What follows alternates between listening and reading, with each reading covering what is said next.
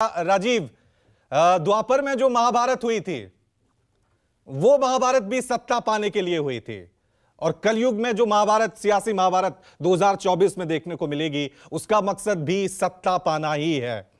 लेकिन राहुल गांधी ने जो बयान दिया है कि बीजेपी, आरएसएस ये कौरव हैं और हम पांडव हैं, क्योंकि आप बीजेपी को भी कवर करते हैं जब आप जाते हैं गांव में, शहर में, आप कांग्रेस को भी कवर करते हैं, आप जनता से भी बातचीत करते हैं। तो मैं चाहता हूं कि जिस तरह से द्वापर के महाभारत में संजय ने अपनी दृष्टि से महाभारत का विश्लेषण किया था, दिखाया था, आपकी ये संजय की दृष्टि अभी मौजूदा वक्त में इस महाभारत को जो 2024 में होने वाला है उसे किस तरह से देख रही है, किस तरह से विश्लेषण करेंगे आप इस महाभारत का?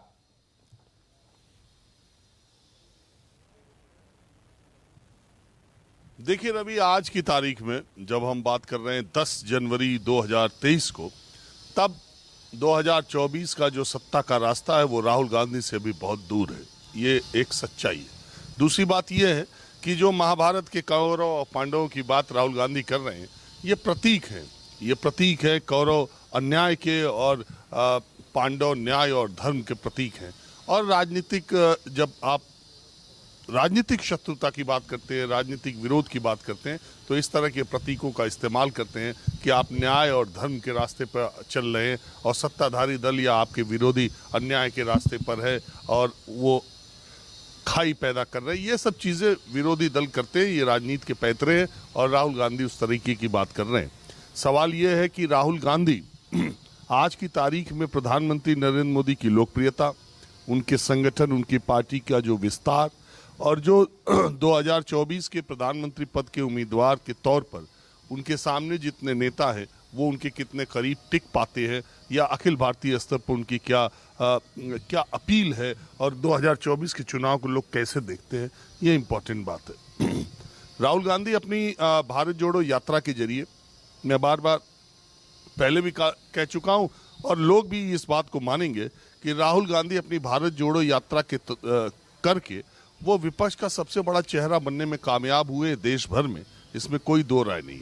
विपक्ष में कोई दूसरा नेता नहीं है जिसकी स्वीकार्यता एक या दो राज्यों से ज्यादा हो। राहुल गांधी की पार्टी देश की सबसे पुरानी पार्टी है। वो पूरे देश में कभी न कभी कोई राज्य ऐसा नहीं है जहां पर कांग्रेस पार्टी ने शासन नहीं किया हो कभी न कभी। तो इस स्थिति से, इस लिहाज से आप देखेंगे।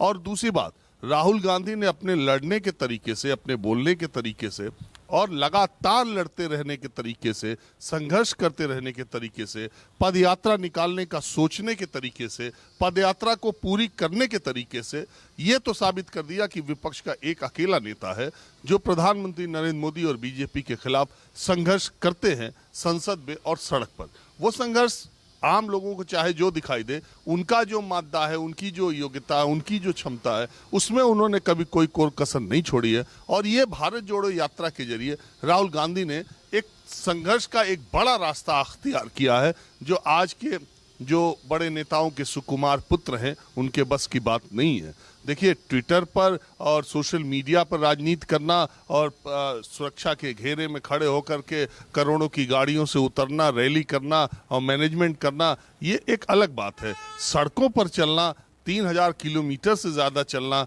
ये बहुत अलग सी बात है। और राहुल गांधी ने इस मामले में एक माइलस्टोन, एक मील का पत्थर अपने आप को, इस यात्रा को साबित किया है। इसमें कहीं कोई दो राय नहीं है। विपक्ष के नेता के तौर पर उनकी जो भूमिका है उन्होंने निभाने की पूरा कोशिश की है। अब ये 2024 का चुनाव देखिए, रोड पर आप चलते हैं वो शो होता है। जब शो एक अलग चीज है और चुनाव एक अलग चीज है। चुनाव, वोट एक अलग चीज है।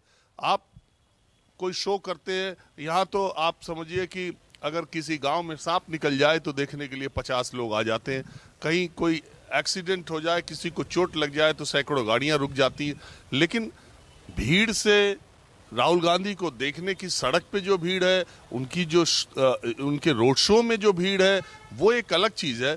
चुनावी समीकरण, चुनाव जो होता है वो वोट पर होता है और वोट समीकरण पर होता है। और समीकरण इस समय देश की राजनीति में सिर्फ दो हैं।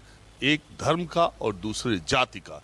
और राहुल गांधी इन दोनों समीकरणों से अलग की बात कर रहे हैं। तो एक नया प्रयोग वो कर रहे हैं कि जिसमें वो धर्म की बात नहीं करेंगे, जिसमें वो जाति की बात नहीं करेंगे, वो बेकारी, नौजवान, किसान, महंगाई और दोनों के बीच की खाई, नफरत, ये सब मुद्दे लेकर के वो आ रहे हैं। तो क्या इस देश की जनता इन सब मुद्दों पर आकर के चुनाव करेगी? ये भी एक साल में एक बड़ा सवाल है। मुझे नहीं पता कि क्या होगा अगले एक साल में, लेकिन आज की तारीख में जो मैं देखता हूं उसमें धर्म और जाति दो तत्व ऐसे हैं राजनीति के जो चुनाव को सबसे ज्यादा प्रभावित करते हैं। और सारी बातें होती रहती हैं, लेकिन जब चुनाव होने लगता है तो धर्म और जाति जो कार्ड जितना तेज खेल दे। और आप देखते हैं ये प्रधानमंत्री नरेंद्र मोदी, अमित शाह, ये सारे लोग विकास की बातें करते हैं, बुलेट ट्रेन की बातें करते हैं, 5 ट्रिलियन इकोनॉमी की बात करते हैं, लेकिन जब गुजरात में चुनाव होता है तो क्या अमित शाह जाकर के क्या बोलते हैं?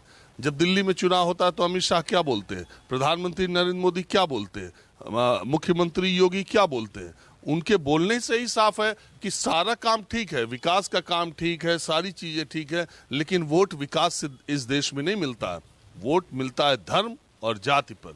तो धर्म का कार्ड खेलने से वो चूकेंगे नहीं। अमित शाह ने त्रिपुरा के इलेक्शन 2023 के पहले ही दिन ऐलान कर दिया 2024 में उनका मुद्दा क्या होगा, राम मंदिर, राम मंदिर, राम मंदिर, राम मंदिर।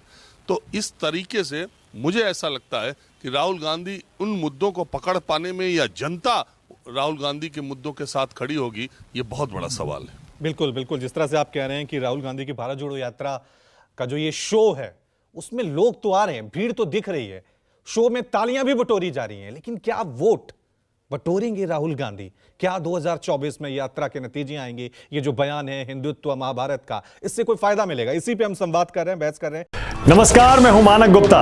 अगर आपको हमारा ये वीडियो पसंद आया हो तो इसे लाइक और शेयर जरूर करें, और हां, हमें सब्सक्राइब और फॉलो करना ना भूलें ताकि आप देश और दुनिया की कोई खबर मिस ना करें। तो जुड़े रहिए हमारे साथ और देखते रहिए न्यूज़ 24।